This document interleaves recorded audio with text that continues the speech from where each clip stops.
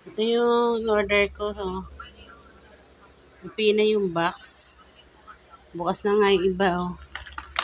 Tapos, yung headset. Yung dalawa hindi gumagana. Yung dalawa mahina siya. Hindi maganda yung quality niya. Saka mukhang madupok yung wire. Sayang. Congratulations, guys. Now we got one more left, number 5. Please, go ahead. Matamis. Matamis. This time, ang mga viewers naman po pwedeng manalo ng 20,000 pesos dito sa gesture ko. Alam niyo, malaking tulong na ito sa mga nakakailangan ng ganito.